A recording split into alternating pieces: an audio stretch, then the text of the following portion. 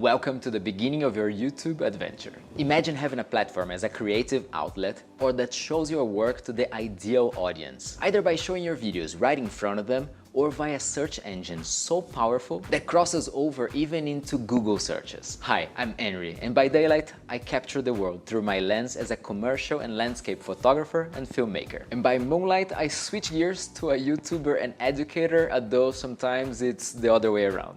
The color page of DaVinci Resolve has been famous for a long time now. Many studios have been using it for coloring movies, but after a while they started developing so well the editing part that it also became the editing software of choice for many people, studios, and also YouTubers. I'm not gonna go too deep into it because there are so many things you can do with it, but there are some things that are specific for YouTube that is gonna help you to either have very good colors for your videos or to at least have a very fast workflow. Let me show you here. So first of all, to access the color page, you just come down here and you click this icon. You're gonna be brought to this screen where you have the preview up here, which is your original clip. Here you have your nodes, which is where all of the effects and changes you're gonna make are gonna be stored. Basically, you can create as many nodes as you want to store anything that you want. So if you just want to change white balance, the specific color in one of the nodes, and just make everything very well organized, you can. In the middle part here, you have all of your clips thumbnails, the timeline, and in the lower part, you're gonna have the tools here and the scopes showing you where the red, green, and blue colors sit all across your image.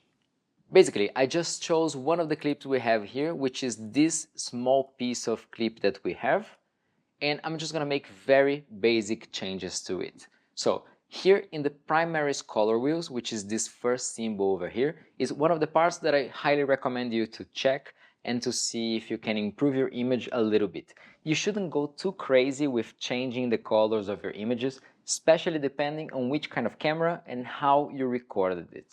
Some types of footage are more flexible and others not that much. So unless you know very well what you're dealing with, don't go too crazy.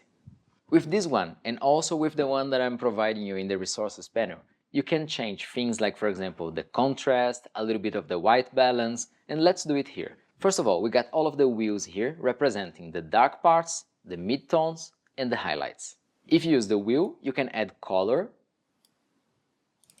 or if you use this lower part here, you can add exposure, or you can make it a little bit darker. And see that everything you do is reflected here in the scopes. So all I'm gonna do is add a little bit of contrast. So let's do it by holding this and just moving it to the right, not that much, like this looks enough. And the other thing is that the white balance in this shot, it looks okay. But if you have a clip that has white balance problems, you can change here the temperature, meaning from cold to warm, blue to yellow. So if you go to the right, you make it more yellowish. If you go to the left, you make it more bluish. Or you can change also the tint, which goes from green to magenta. Right goes to magenta and left goes to green. So let's just leave it about here, for example. If you have something white or grayish in your image, you could use this speaker over here and just click on it and let DaVinci Resolve try to guess the white balance correctly. For our image here, I'm just gonna leave it as it is. One other thing that you could change if you wanted is coming up here to the curves. And you have several different curves here, which are gonna change hue with hue, saturation. You could totally tweak the colors the way you want them. But as I said, you shouldn't go too crazy. Depending on the type of footage you have, you might not be able to get away with it. But the first curve here is gonna change mostly the contrast if you use it combined like this. So one thing you could do would be to create one dot over here and just lower it a little bit, and 1 3/4 over here more or less, and make it up a little bit, making a very smooth S-curve like this. This is going to add a little bit of contrast to the image if you haven't already, and it might look good depending on the footage you have. I'm gonna leave it like this. I'm not gonna make any other changes to the image itself, and I'm gonna show you now one trick to make your workflow super easy. So, as you noticed probably, here around this clip, you can see the preview of what we've done to the image, and you can see that all the other ones haven't been changed. But if we come back here to the timeline, you can see that it's just a sequence, right? It's the same clip that we just cut, but the changes were applied just to this small piece over here. So how can we apply this to all of the others, considering that it's actually the same original clip?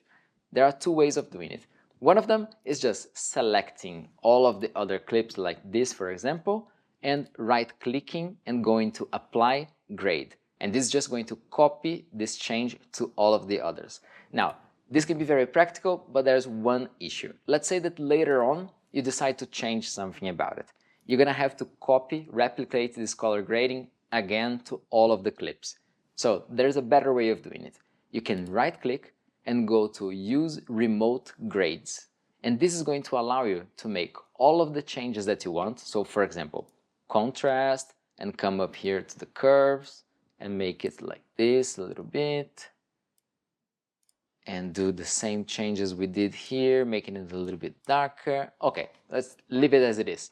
And now you can see that not only this instance of the clip was changed, but all of the others. You can see also by this colored square around the number of the clip, meaning that all of these were changed. And you can also see this icon over here in all of them, meaning that now they're all connected in between them.